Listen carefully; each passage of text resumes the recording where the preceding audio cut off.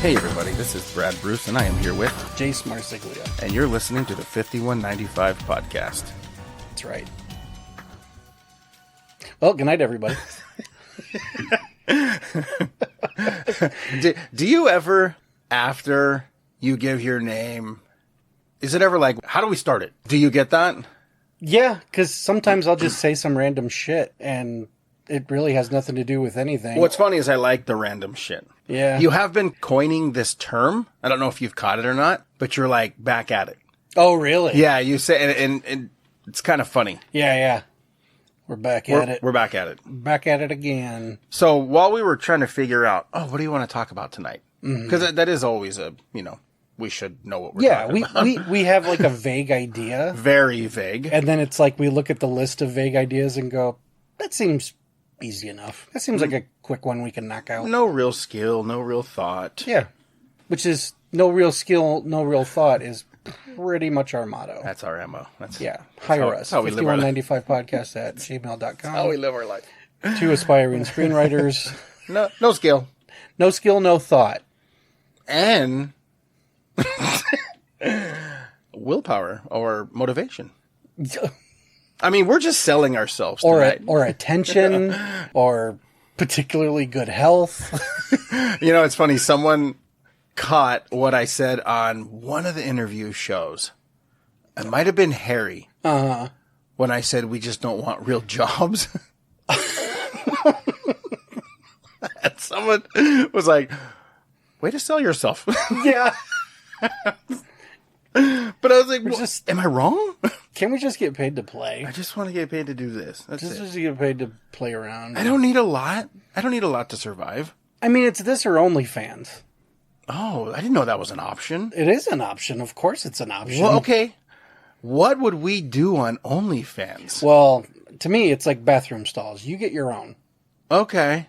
I do what I want to do. Okay. You do what you want to do. Now, do I get a discount code if I subscribe to yours? Or do I get a full price? Well, it depends. Are you subscribing anonymously, or are you going to be like, this is Brad Bruce? And I'll be like, oh, well, hang on. Let me shave a couple bucks off. So it's probably not a good idea to have, like, a picture of me in my church as my OnlyFans profile pic. That could be a kink. Oh. You see what I'm saying? Oh, okay. All right. Nice. With the fucking ruler. Yeah. Bless me, Father, for I have sinned. We have a lot of priests subscribing to you. Yeah. Yeah. Okay. Hell yeah. I don't know if I could fit under a robe, though. Just your head. That's all that matters. That's all they care about, right? That's all they... Fuckers. See you guys. Forever. Oh, man. Wow. So what we were talking about was adoption. Like... Third world adoption. Oh my God. We are so far from the actual topic we agreed on that I'm not sure there's a way back. No, there's not. How do we cross these moors? There's no good segue to come back to. Do reviews really matter? Do movie reviews fucking matter? Because I'll tell you this much. You can't fit under a priest's robe.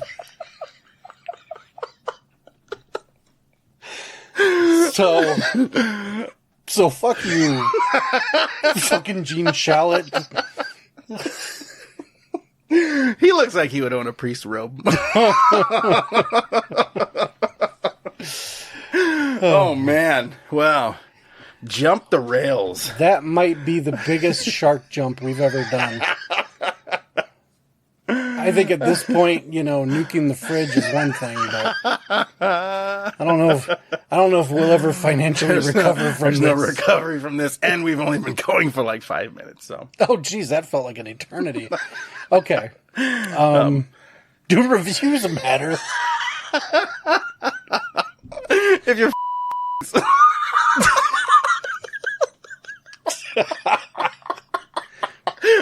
Bro, there's that censor beef again. Do reviews matter? Okay, sorry.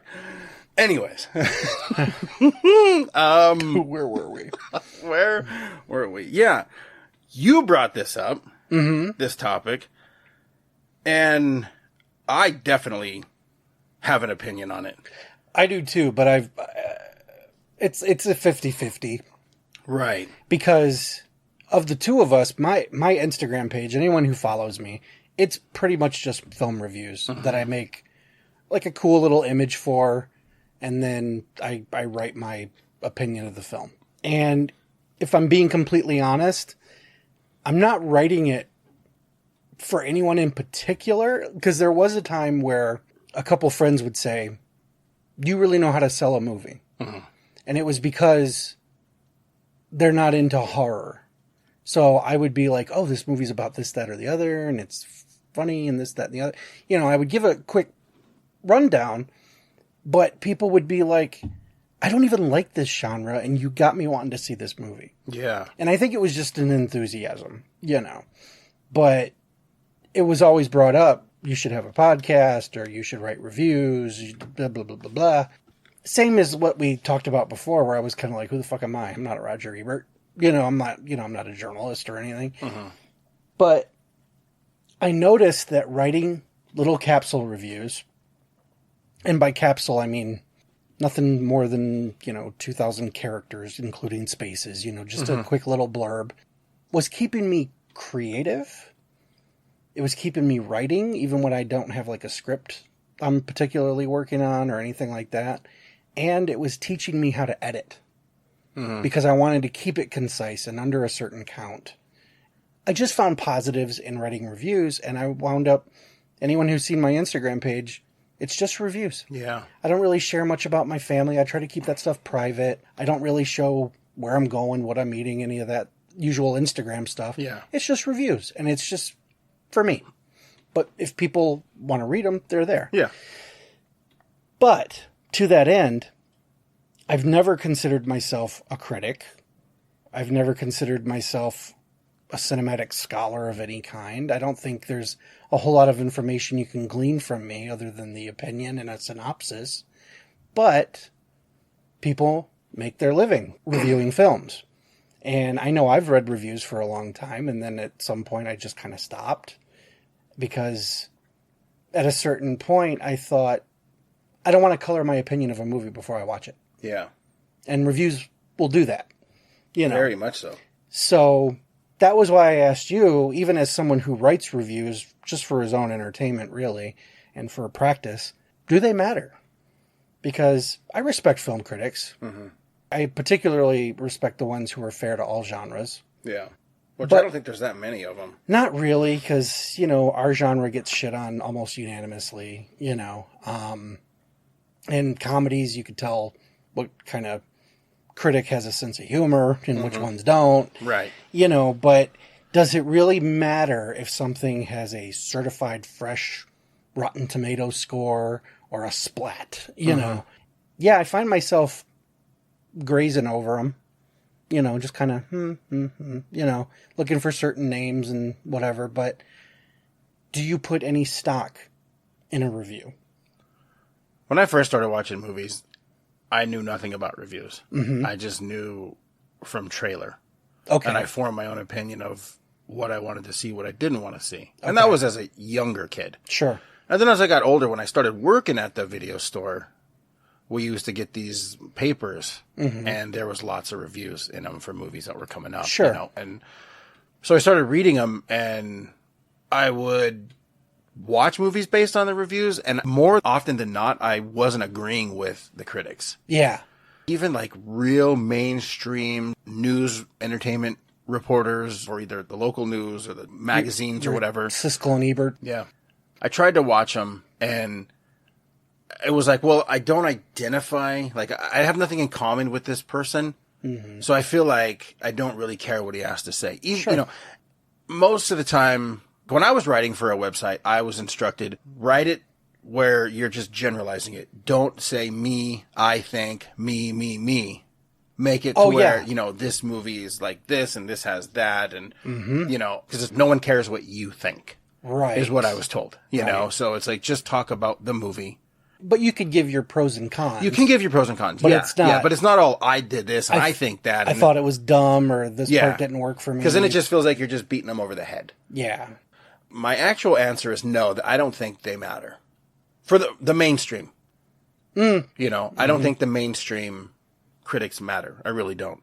Because for the most part, I feel like mainstream critics are only watching mainstream movies. And they have like that sort of taste. Sure. So if a movie like Chainsaw Massacre 2 comes along, they're going to be like, this isn't cinema. Right. This is a joke. Exploitive trash. Yeah. No thanks. And they're going to shit all over it. Yeah. Meanwhile, like me and my brothers and my friends absolutely love it. It's a fucking wild ride. Right. It's entertaining. It's fun. I never one time wanted to buy a chainsaw and cut people up. You know? No. I just, oh man, this is a fun movie. You know, so yeah, I don't think, you know, for me, they don't hold any water as to what if I'm gonna go see a movie or not. Even if they do, you could acknowledge it and then just be like, I disagree, or Right. he or she nailed it. Well, this might come as a surprise to you. I definitely do go back and check your stuff out on movies I've never seen. And I didn't know that. yeah, because I had never seen, what movie? Was it the Fog remake? Yeah, I reviewed Yeah, you The did. Fog. Yeah. I remember it was either I saw it and wasn't paying attention to it and didn't care, or just flat out didn't like it. Okay. But then after reading your review, I went back and revisited it with that fresh in my mind.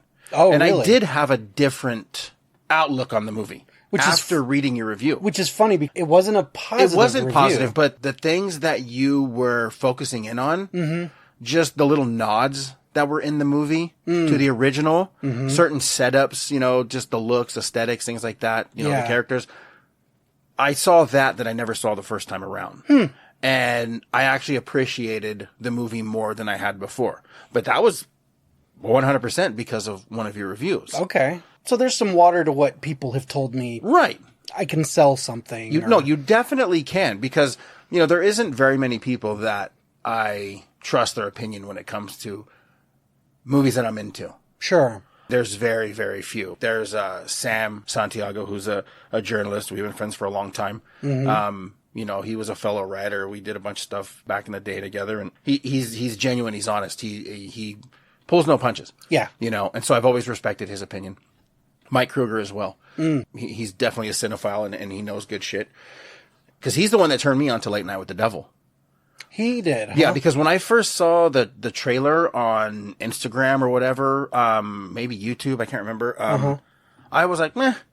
And I really didn't give it much attention. But then when he was explaining, like, what a fucking fun movie it was, and it was original, and I was like, oh, okay. You know. I think even me and my daughter had seen it before you. You did. That had to just be another voice that was joining the chorus. Yeah, it was, yeah. Because that was a fantastic movie. Oh, it was great. Thought, you know? Yeah, I loved it. So yeah, I mean, it's weird just to flat out say, no, they don't matter, but then I went and said, well, your guys' does. But that's the thing. I think it does depend on the critic. For one, like I said, I don't consider myself one. I'm just giving an opinion versus someone who's paid to be like, this is garbage, don't go see it. You know, or I tend to, I think about Siskel and Ebert in 1980, pretty much what kids today would call doxing Mrs. Voorhees back in the day, Betsy Palmer, because how dare you show up in a movie of this filth, and, you know, and they basically, I'm pretty sure they gave her home address and instructed people to write her hate mail, which was, holy shit. Yeah. That would be a firestorm today if someone did that shit. But that was the thing. And Siskel and Ebert also had an entire episode dedicated to how horror hates women. I remember that. You remember that? I do remember that one. The horror was a war on women. It was women are just, you know, sexual objects to be terrorized in horror movies, and that's it. Meanwhile, you and I know, as dyed-in-the-wool horror fans, women are typically the empowered ones in these movies, and they're the ones who kill the bad guy. And, you know, it's really a woman's genre. It is. In a lot of ways. Yeah. And the irony of that show, or the Betsy Palmer incident, stuff like that, where it's like, not only are you trashing the movie, which is just easy to do, and I could even say bad reviews are more fun to write than good ones, because you can get a couple good rib shots in there. But now you're messing with someone's privacy. Yeah, that's crossing a line. And you're trying to burn down a genre that you just don't like. Mm-hmm. And a lot of people listened to them. They had national media. It wasn't just, they were both Chicago journalists. It could have just stayed in Chicago, but these guys were on televisions all over America. It was like, every Sunday night or something like that? Yeah, everybody knew Siskel and Ebert at the movies, mm-hmm. thumbs up, thumbs down, And they carried a lot of weight, a lot of pull. And so when I see stuff like that, I'm just like, and I was someone who used to watch Siskel and Ebert every Sunday morning or whatever it was. At least in Michigan and Detroit, it was a Sunday morning at 11 kind of deal. So the movies had already been out at least a day or two, mm-hmm. and then I'd see the new review for whatever it was. And I just watched it because it was on, and me and my dad sometimes would be like, I think he's going to hate it. Or I think he's probably going to like this one. And it was just kind of a fun thing to do with my dad. Mm-hmm. But I also appreciated the journalistic approach, and there's a lot of movies that, Ebert especially, he was one that I just had a lot of access to his reviews, more so than Gene. But Ebert felt like the more fair one, because I remember reviews for Halloween and Creepshow and I think even Silver Bullet, mm-hmm. he gave a thumbs up because it was just fun. Yeah. He admitted that it's a stupid movie, but I had more fun with this than I have with others. And yeah. But Siskel seemed to be the one who was the most offended by just about everything. He hated everything. Yeah. So it was kind of funny when the one that stands out to me was Scream 2. Okay. In 1997. Scream 1 comes out. Roger Ebert's like, this is amazing. This is the best slasher movie since like Halloween, Siskel is like, it's a teenage slasher movie. Fucking hate it. Thumbs down. Not surprised. You jump ahead to Scream 2 the following year, and Ebert's like, it just did exactly what the first one did to slasher movies, only it's doing it to sequels. Smart, funny, clever, thumbs up. Goes to Gene Siskel, he goes, I'll be damned.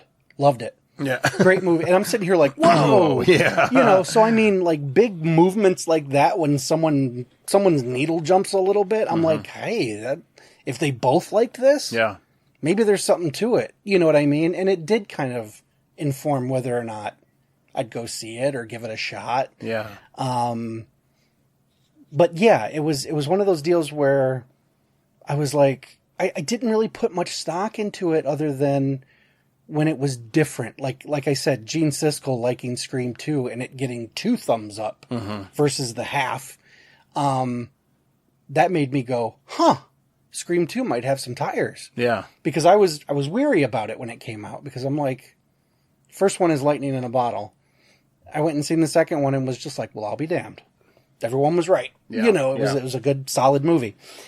Now, one that I thoroughly disagree with, and we mentioned it on the Cult program, The Frighteners got a resounding 2 thumbs down. Like 1 star. Like, I think even Gene Siskel said something like, does Michael J. Fox think he's cool doing a movie like this? And blah, blah, blah. And it was like, the fuck is wrong with him doing a horror film?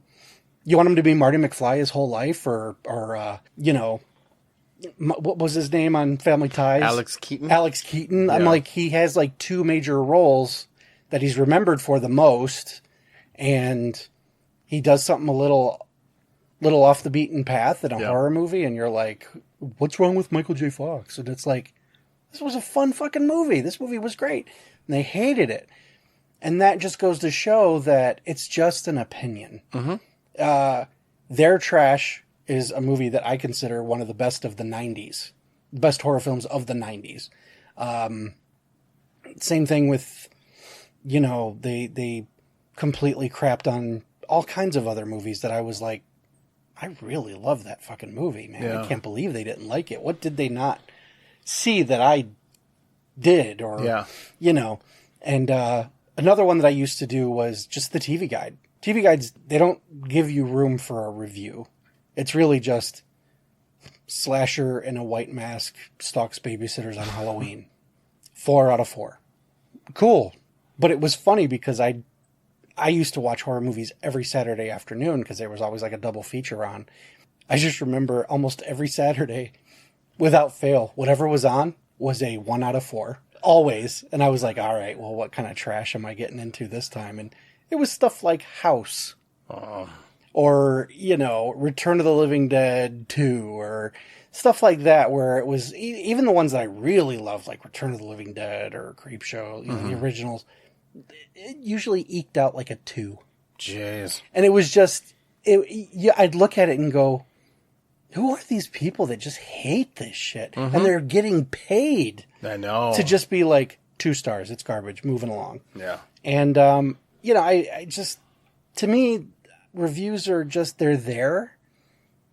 And I kind of I'd rather read them after the fact. Like you said, with my review of The Fog, it probably wouldn't have swayed you had you not seen it once before. You know what I mean? Like, I tend to, I'll wait and I'll go on like a review blackout.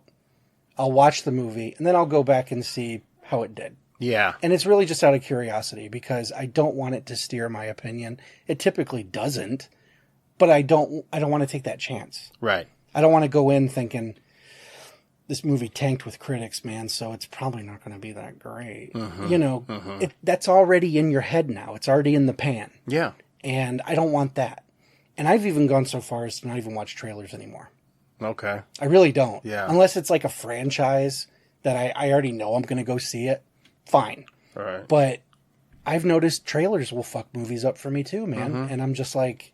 I think nowadays, just with the state of cinema and theaters being in trouble, a lot of people... It seems like more people than not love the, streaming at home versus the theater going experience. So I think like a lot of studios are just giving so much in trailers now. Overselling. Yeah. I think. Like even like I remember when the Halloween was coming up, man, those trailers, they were just showing so much of the movies. And you wind up coming out of it going, well, all the parts I liked, I saw already. They were in there. Yeah. And like some of these trailers are like 3 minutes and 40 seconds. Oh man. Like what the fuck? How about I'll take a 30-second teaser. Maybe give me a minute and 40 tops, Yeah. Cut some cool stuff in there. Leave me hanging. Like, make me want to go see it. Like, I'll get back to that in a second. There's something about trailers that really irks me. But one of the ones that I really love is for Jaws 3, where it looks like an eye. It's just a real rectangle standing up the first time.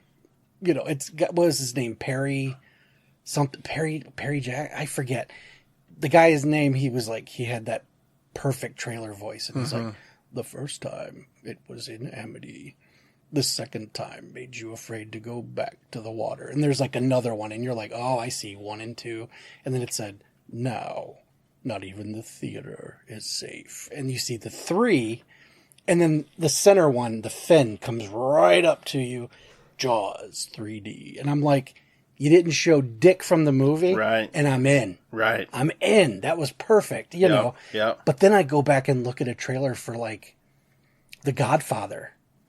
Have you seen the trailer for the original Godfather? You literally see every main character get killed. Every character who dies in that movie that should be a surprise, you saw him get killed in the trailer. Yeah. They just showed you the entire massacre of this, that, the other thing, and you're like...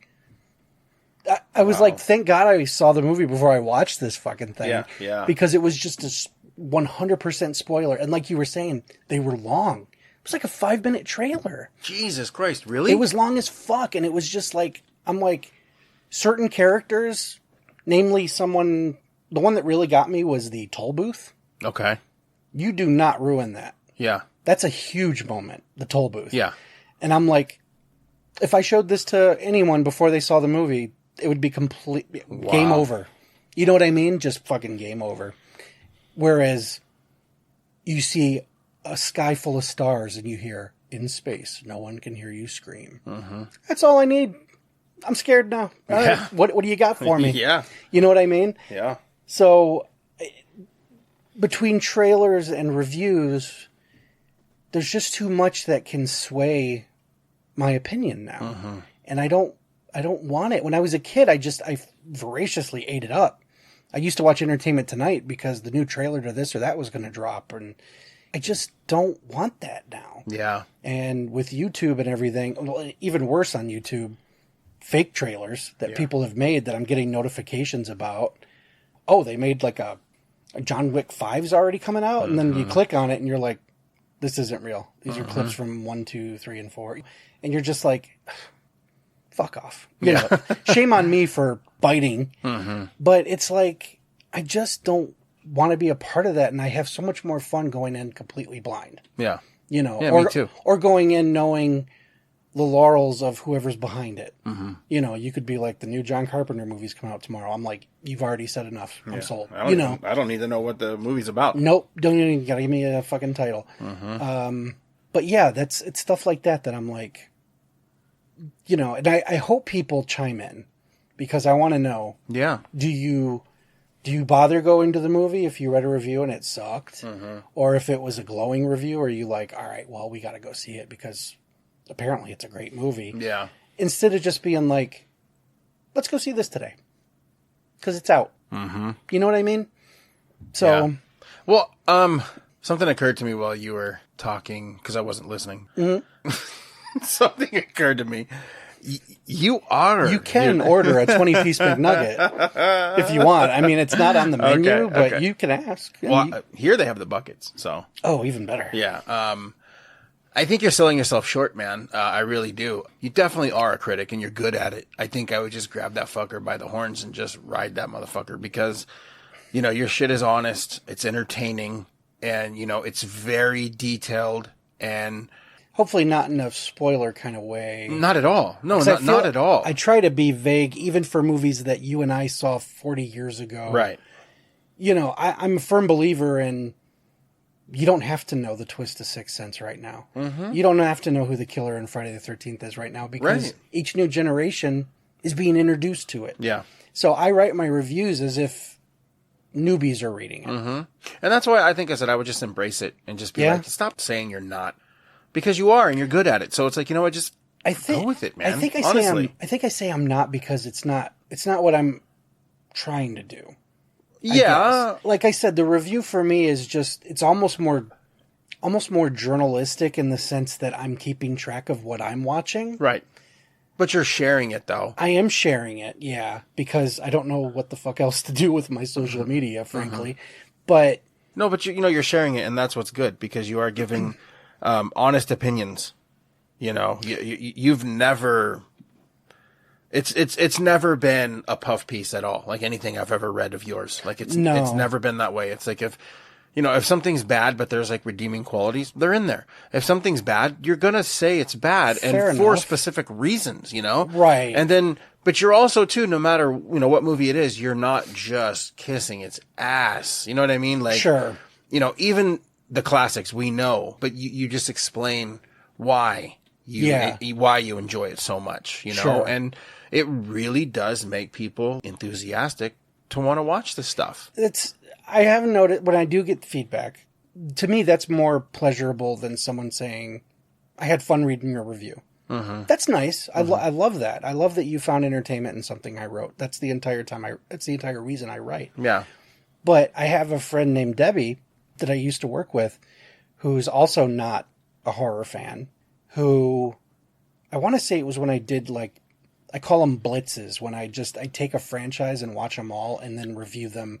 I upload 9 reviews in one big lump, Which they're very impressive, dude. I appreciate that. They really are. Thank you. I want to say it was the Nightmare on Elm Street blitz that I did.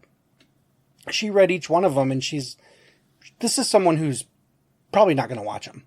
But she's like, wow, I'm surprised, this one doesn't sound that great. Or, wow, that one almost got me wanting to stream it, and stuff like that. But she'll read it and then give me her opinion about whether or not I sold her on it. Uh-huh. And I like that. I like knowing that I almost sold this car. Yeah. You know what I mean? Or I prevented you from buying the lemon. Mm-hmm. That's cool to me. Mm-hmm. But at the same time, I'm very much a person who's like, don't fucking listen to me. Mm-hmm. I'm like, if you're interested in this movie, go see it, and then we'll debate about it. Right. But I'm like, don't fucking take my opinion. Because sometimes and we've done this, we've had a whole episodes about this where I'm like, there's movies that everyone loves that I just can't fucking stand. Or movies that I love that were complete bombs and everyone hates it. We've done those episodes. Yeah. To me, the review is fun and I like the feedback. I appreciate the feedback, but never let it sway you. You know, because like I said, you know, you and I both, we don't let Gene Shalit or Richard Roper or whoever the fuck keep me from going to see something I wanted to see. You know, if I was really looking forward to the new Exorcist coming out and it got nothing but splats. Yeah. Me being a horror guy, I'm always like, my first opinion is, yeah, probably. But that doesn't fucking mean anything to me because usually A, it's a horror movie, and B, it's a sequel. I'll go see for my fucking self, you know. And here, like in California, especially in SoCal, the entertainment reporters always kiss the ass of the movie. Even if it's terrible. Why do you think that is? Because they're here, and they deal with these people that make the movies every day. Because a lot of these news studios, they're in the vicinity of these studios, and they see these people. So are they afraid of like a punch to the face or something? Yes. That's funny. And plus it's ass kissy because it's like, no joke, a lot of these people also want to be in the movies. The entertainment reporters. Oh yeah, it's there's this woman in one of the local news channels. I don't want to put her on blast, but it's like, wow, you know, you're a news reporter. Well, not a news reporter. You're an entertainment reporter, and you know she's like trying to be an extra and everything. You know, no kidding. Yeah, and it's like, I don't know, it's kind of cringy. Then you're watching these movies and you're giving these reviews, and it's just like, we both know that movie's shit. And, you know, it's like, okay. Oh, and then look, the director's next movie, you're in his movie. Oh, makes sense. So there's a lot of that kind of stuff going on here, you know, in this state, I know for sure. Yeah, dude, I don't know. Like, I haven't paid attention to reviews outside of yours in years. That's flattering. I just haven't. Honestly, yeah, I mean, I'm honored, but... Well, because it's just, you know, it's honest. Well, that and, you know, I'm only writing reviews typically for the movies that you and I are fans of anyway. Yeah. I shouldn't say fans of, but like the genre. It's genre I'm entrenched in, so you're not gonna necessarily see me doing a review for like The Piano or, you know, stuff like that, like a drama. Because you hate right? I put up with you, don't I? Praise the censor button. No, I've gotten to a point where I'm like, life is so short. Why don't I stick with the genres that I love? And if I like or dislike something, at least it's coming from a place that people go, well, he's kind of an authority on that. Yeah. He knows his shit in that genre. So, whereas if you were to put something in front of me, you know, I can't even think of a good example, but it's like something that you wouldn't think I would watch.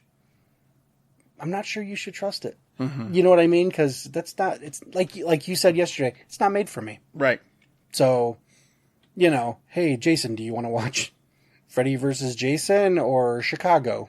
Yeah. Do a review on both, and I'd be like, ouch. Well, and then if I did a review on both, which one are you going to trust? Do you want to go see Freddy vs. Jason? Go see Freddy vs. Jason. Do you want to see Chicago and see what I really thought about it? Because I really don't care about Chicago. Yeah. I'm not going to go see Chicago. Yeah. So I think that adds to it too, is if you're someone who writes for Bloody Disgusting or Arrow in the Head or whatever, I'm more willing to take that opinion because you're reviewing from your wheelhouse versus someone who's like your Siskel and Ebert, who probably not a big horror fan, so whatever they put in front of them, it's not going to probably be a popular opinion. So, and I will say one thing too, is like, I'm not blowing smoke up your ass because there's as much movies that we have in common that we love. There's ones that we don't. I love that you don't, and I would vice say versa. It's about 50-50. It is. It definitely is. So Yeah. it's, you know, that's why I'm like, no, I'm not just saying everything, you know, no, I'm not agreeing with every single thing. No, you know, but it's like, I understand and respect what you're doing because it's honest. Yeah, I will say that, like, even you said with, like, The Fog or whatever, the Fog remake. Yeah. I'm not going to just shit on it if there's good qualities. Mm-hmm. Well, then if you're saying that, I would give anything to see come on, people, we got to have him do this, just to do a review of Gummo on your Instagram. Yeah. Yeah. And I mean, like, the J Smarsiglia.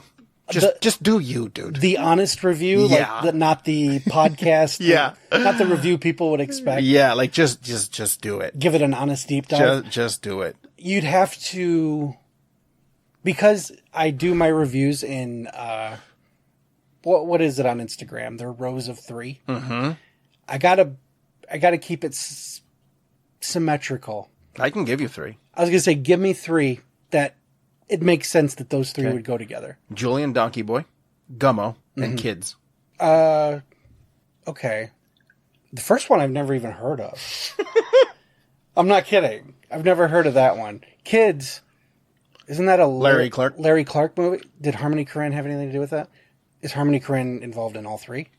Okay, so it would be a Harmony Korine trifecta. Yeah. Okay. Yeah. Then I'll do that. Yeah. that's a gift to me. That's for me.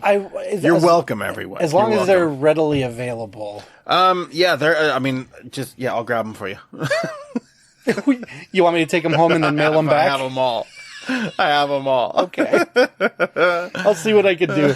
Because, I'm not fucking buying Gummo just so I can watch it. It's either that or we're going to Amoeba and I'll buy your own copies.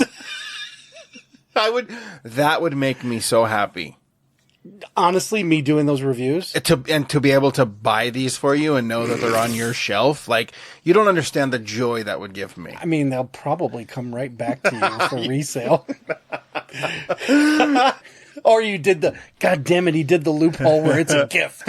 Yeah. Damn it. No, I gotta keep this piece of shit. It's a gift. They're gifts. No, that would be funny. I think it would be funny, too. And I wouldn't go into it like, I'm just doing this to fuck with Brad. Yeah. No, I'll watch him and I'll give my take. But that's the thing. I do kind of want, like I said, I don't get much traffic. I don't get a whole lot of traffic, and I really don't get any feedback. But I'd love for people to be like, you should check this out. Mm-hmm. Or I'd love to hear your opinion on this or that.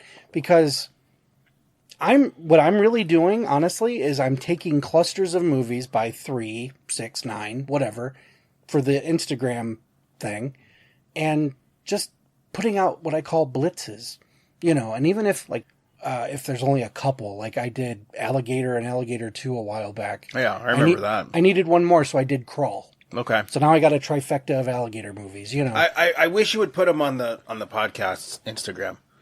Because... Oh, you mean on our page? Yeah. Just because, like, you get some serious fucking hits on there, man, when you post. on our podcast I mean, page. it's like, honestly, we were talking about it today, it's like you made a post today about today's the anniversary. Oh, of George Romero passing. And, the foundation. The Garf. Yeah. Mm-hmm. Liked it. That's amazing to me. Me too. That's and then really the same cool. thing with Twisted Sister.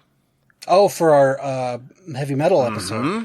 Yeah, and that's... I don't know if they're listening. I really don't. But it doesn't... But the post is... There's a connection, though, it shows that they went, hey, nice. And that's good enough for me. And the same thing with Chevy Chase. That one really blew me away. It was massive for me. That one blew me massive. away. Mm-hmm. Because I'm like... Especially when it's people like Chevy Chase or something, D. Snyder. Yeah. These people who have millions of followers.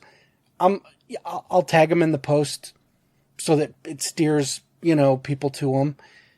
But I'm like, they're never going to fucking see this. Mm-hmm. You know what I mean? And then when you came in today and was like, dude, the Garf. Yeah.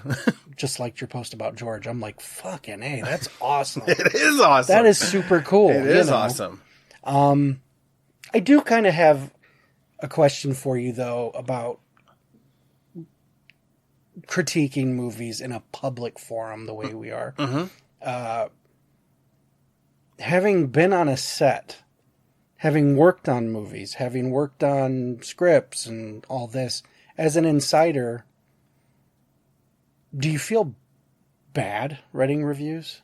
No. Do you write reviews? Or did you? I've written a couple. Because I know you mostly did like events and interviews. Yeah. And, Yeah, that was mainly interviews and events. I did a couple. I think I did one for Sam for, I want to say, the Puppet Master box set when that big one came out years ago. Mm-hmm. I think I did one, and it was like, that was fucking brutal, you know, because it's like I had to watch them all back to back. And I don't know about you, but do you dump out the bonus features and watch all the things? I imagine for a website you have to. Mm-hmm. That's a good way to burn yourself out of.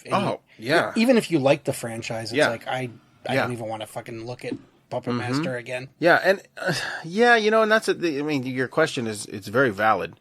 Because, I mean, I've been a part of some movies that's gotten some pretty nasty reviews. Oh, me too. You know? And, I mean, there's a mutual one we've done that Letterboxd is pretty angry, or people are very opinionated about. Yeah. And I just, you know, it doesn't bother me. I don't care. And, and again, it goes back to we made a horror movie. It's probably going to get shit on. Yeah. But that doesn't bother me. But there's the part of me that goes, I had fun. Yeah. So... Do you want to bring it up?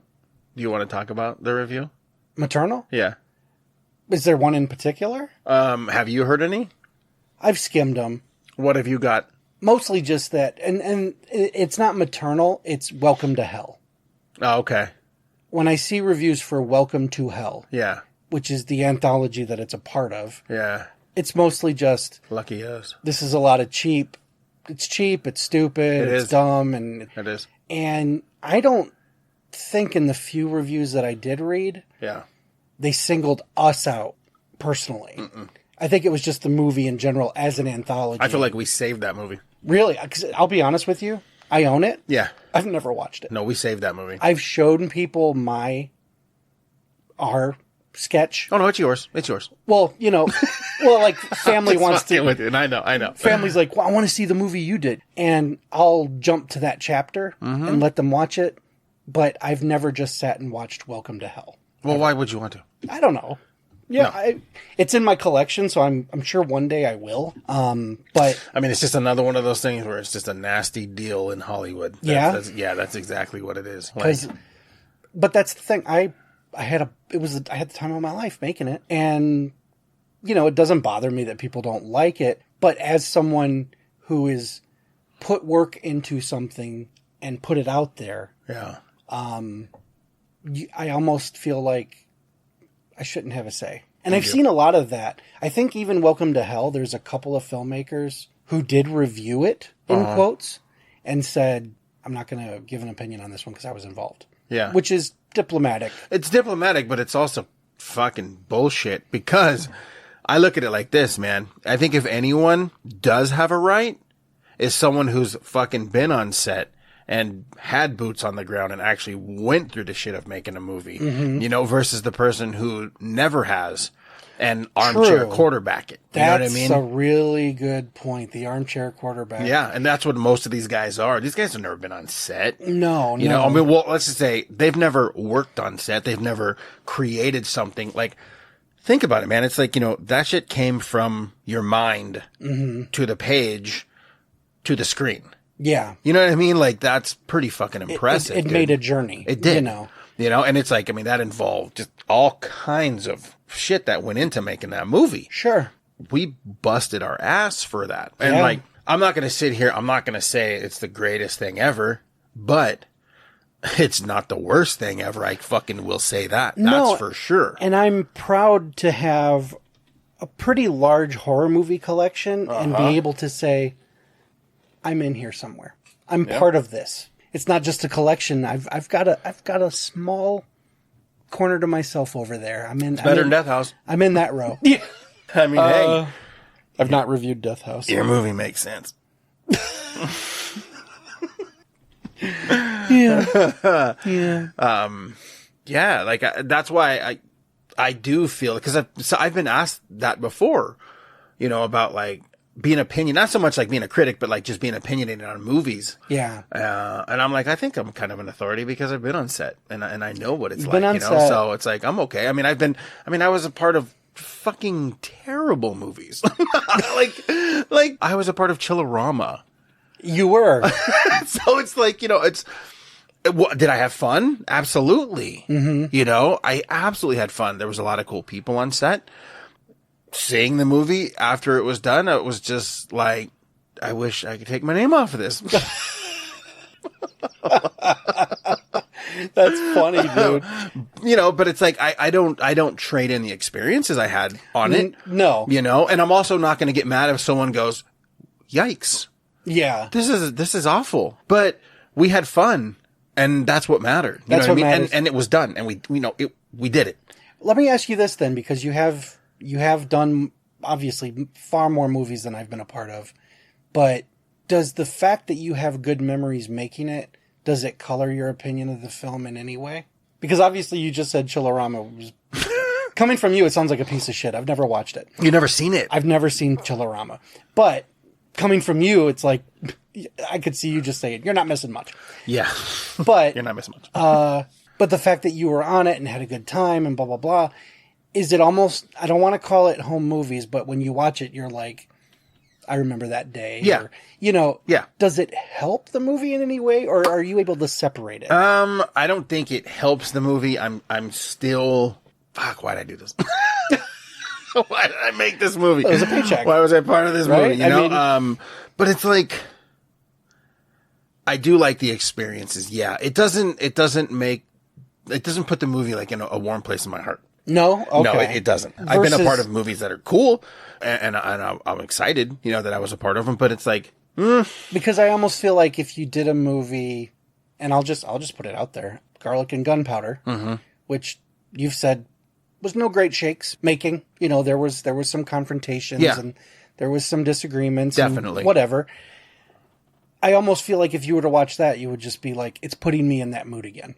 And I fucking hate this. Whereas a movie that's really not great, right? But you had so much fun making, you're almost like, I kind of give it a pass. You know what? It's a window into a time. Yeah. You know? Well, even with Garlic, I can watch the movie and appreciate a lot of things. Yeah. I really can, because a lot of the stuff that happened that was negative on Garlic, it really wasn't like an onset thing. You know, it was just a few individuals that I had issues with. Sure. You know, so it wasn't like a vast majority of the cast and crew. You know, it was all the cast I loved. I really did. Like, everyone was fucking awesome.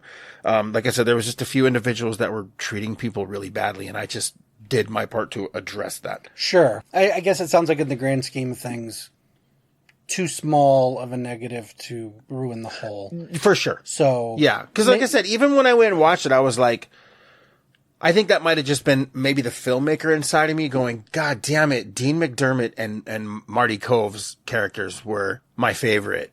And you know, even James Duval and Steve Chase, you know, they were the main guys. Their shit was good too. Like they all had good chemistry. But I was like, just from the like the writer's standpoint, it's like, man, you had gold with Marty and Dean.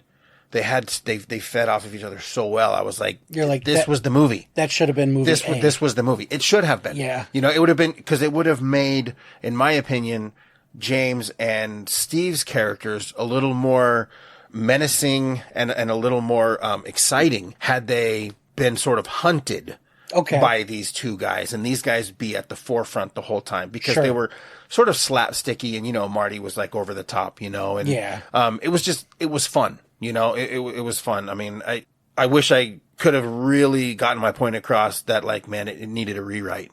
Yeah. You know, and I did talk to, you know, some people, and it was just like, no. Yeah. You know, and I was like, well, it's not about money. I'm not looking for, you know, for the money. I just have some ideas that I think would really work for the movie, just to kick it in the air a little. You know, whatever. I don't hate it. I really don't hate Garlic and Gunpowder at all. You know, it was a fun experience. I am happy that I was a part of it. I know it's like, you know, it's a joke. I say I'm not. Again, the same thing like with the, you know, a lot of the other movies is just I met a lot of good friends, you know, that I'm still friends with to this day. So, well, in that regard, it's almost like just because I made a lot of friends in high school doesn't mean I'm giving the high school a glowing review. My memories are with the friends and not the experience. Right. And, you know, this, that, and the other. And I think that's probably why I do respect your reviews, because you've been on set and you've seen, and not only have you seen, but you've worked on set. You weren't just standing there in the shadows watching, but you were helping, and you were, you know, we were you know, like I said, I always refer to that one point where we had an issue outside with one of the way the scene was flowing with the characters, and when they found the body in the trunk. Yeah. And I just wanted something to be able to tie it together. And I remember looking at you, you know, you're on the couch, and I was like, well, you're the fucking writer. Like, come on, dude, let's go. Let's figure it out. That was kind of a cool thing for me because up until then I had only directed everything I wrote. Oh, that was the first time I'd ever directed anyone else's material. And not was that also kind of like nerve wracking, but then the writer was there, you know, cause there's times I'm like, you know, I told you we were like crossing out. No, I don't want to do this. Yep. Crossing it right off. Nope. Let's move on. We'll do this instead. This will make more sense. And, you know, and I remember looking over at, I can't remember who it was, but they were kind of like, like kind of looking over, and like I looked over and I was like, oh yeah, there he is. There's the guy. There's the guy that I just met for the first time. There's the new guy. And here I am ripping up his script, you know, and I was like, oh shit, are you okay with this? And you're like, fuck yeah, absolutely. Like, I love this, you know, like, let's do it. You know, so it was cool. So that's why I said you understand what it's like to be on set and what it's like to really think on your feet, you know, because I always liken filmmaking to problem solving. Sure. It really is problem solving. As long as you can express your vision to your crew and they actually understand it, you're reciprocating each other's suggestions, you're going to have a cool movie. You know what I mean? It's like, I don't know sound department. I don't know what every little dial does, you know, but it's like, I understand that it's very fucking important. Yeah. So I want to be on the same page. So it's like, if, you know, the head of sound has an issue, I want to hear it. I want to give everyone equal time. I've been on sets where people are literally pissed off that sound or gaff is having an issue rigging something's not working, and people are getting pissed. So that negativity actually really resonates on set, and everyone becomes uncomfortable. I can imagine. That's why it's like I really subscribe to the Lloyd Kaufman way of making a film, is like, don't fuck anyone's shit up, make sure everyone's happy, and then make a good movie. Yeah. That's it. I want to make sure everyone's happy. Stay safe. Yeah. And plus, you know what it's like to be in front of the camera. You know what it's like to be lit. You know what it's like to like have to hit a mark. You know what it's like to stay in frame. You know what I mean? Like, I need you here. We're on a medium shot. You can't get too animated. You got to be in this frame right here. Right. And then you had to hit a mark when we had the turnaround, when you were at the slot machine. Oh, yeah. And you had to, on cue, you had to get up and walk when the camera's moving. You know, so it's like, you know all this shit. So therefore, you get it. I think you definitely have the right to give opinions on movies. Sure. Because you've been in the trenches. I could see that. Okay. People that haven't, you probably sold me then. Yeah, I would say. Because, I try to give, especially the horror movies I watch, the benefit of the doubt, because I know it's not an easy job. A lot of sleepless nights, a lot of early mornings. You know, it's a tough gig. And well, I mean, look at that one night. We were basically up all night. Oh, yeah. I don't think you slept 8 hours that whole weekend. Probably I really don't. No, we had to run and gun. Because, I mean, we picked you up from the airport, and it was right to the studio. Yep. It wasn't even home. And we got started that night. So. And that was early fucking morning when we got here. And it was sleep a little bit, and then, like, up and then back over there all night again. That's right. You know? Yep. So it's like it was definitely baptism by fire, for sure. It was. And I wouldn't trade it for anything. Yeah, same. That was an amazing experience. It was. I was really happy that was brought to me. But it's then I think of, we talked about it yesterday, not on the show. It was this was off the mics, but one of the worst movies I've ever seen. It didn't make my top 5 or bottom 5, whatever you want to call it. Yeah, was the 7th Howling film from 1994 or 5. It was a Clive Turner movie, and you watch it, and it's barely a werewolf movie. It's really just a country line dancing flick. You know what I mean? And most of the werewolf content in it is clips from other movies in the series. Yeah. It's got a very thin thread to these other movies to be a sequel, but it's mostly an opportunity for Clive to be the funniest person on camera. And there's a part of me that's like, I just want to shit all over this fucking movie. And then you watch the credits at the end, starring Clive Turner, directed by Clive Turner, written by Clive Turner, budget by Clive Turner, accounting by Clive Turner, editing by Clive Turner, and I'm sitting here like, you fucked up hard. You made a vanity project, and yeah, I'm going to take you to the cleaners in this review because everyone else in this movie was probably here to work, and you just wanted to look like the coolest guy in the room. Yeah. And you watch that movie, and it's like watching Hee Haw, starring Clive Turner in every fucking frame, and it's like this is supposed to be a Howling movie, and it's no wonder that they stopped making them after that. It wasn't a very well maintained franchise to begin with, but when it got to that one, it was like, we're done. Yeah. We're shutting. You can't do every role on set. No, and if you do, try to make the best movie you can. And it was like, that's a movie where I look at it as an example of the hubris is strong in this one. You know what I mean? And I didn't feel bad ripping that movie to pieces because it just, you could see that this was a waste of everyone's time. But then I also think to myself, these are all residents of Pioneer Town. Yeah. Like legit. I know. And I'm like, I know, it's just funny. So I'm just so glad we're recording now because the fucking facial expressions are what make me laugh. So anytime I'm ever laughing, it's just because of the fucking facial expressions he makes. I'm animated. He's just so, the conviction is so fucking strong. I love it. When you laughed, I was like, I probably sneered the word Pioneer Town. But there's probably like 30 people in there who aren't actors, clearly. There's another one. Yeah. Who look at that movie as the height of their life. Like, I got to be part of something for 90 minutes that was on video shelves and on TV. And I can't knock them for that. You know, if someone came into my town and was just like, you're all in the movie, I'd be excited. Fuck yeah. You know what I mean? Hey, man, you want to talk about having that moment of, look, Ma, I made it? Mine was when I was walking through the fucking Dollar Tree and I saw Chillerama. And I picked up Chillerama for 99 cents and I said, look, Ma, I made it. You're like, I'm going to plunk down that buck just so I can show people this is my movie. I was in that. See that wall?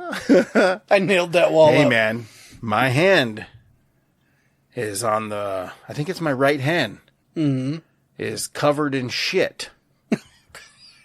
And another buddy's hand is covered in shit. And we're on either side of I want to say it's a priest, and we're going to a demon or someone, and someone pulls out a shit crucifix out of their ass. I think we're the demon. We're the shit demons. And a shit crucifix is pulled out of an ass. Hey, that's you. I made it. That was you. Look, Mom, I'm a shit demon. I made it. Yeah. So I mean, 8x10s. Yeah. Coming soon. So $40 a pop. 60 with a photo, a selfie. And what he means by that is I got to pay you. Here's your copy. I am sorry. So yeah. Okay. Well, you kind of opened my eyes to a few things, and cool. I think at the end of the day, reviews are just fine. They're just part of the game. Yeah. But if I have any final word on it, I say wait until you've seen the movie and then read it, because, like I said, don't let anyone's review, myself included, color your opinion of a movie before you've watched it. But if you want an honest opinion, you're going to get it from Jason. Yeah, that's my final thought. You're definitely going to get an honest opinion of the movie. I want to be fair. Yeah. And I think that comes from, like you said, being on a set. It does come from that. It does. I'm like, I got to find something positive about this because this was work. Yeah. This was hard work. Mm-hmm. No, I never shit on the people being on set. I never do. Can't. Because everyone there is always busting their ass. I don't know who it was who said it, but nobody sets out to make a bad movie. That's right. Everyone's there for... It's not just a paycheck. I'm sure it's great, but you're there because you want to be a part of something. And anyone who shits on that, that's just terrible. Never yuck someone's yum. Yeah, I like that. Bumper sticker coming soon. Bumper sticker coming soon. Okay, well, that was fun. Oh, that was a cool topic. Hell yeah. Until next time. See you at the movies. See what I did there? I did.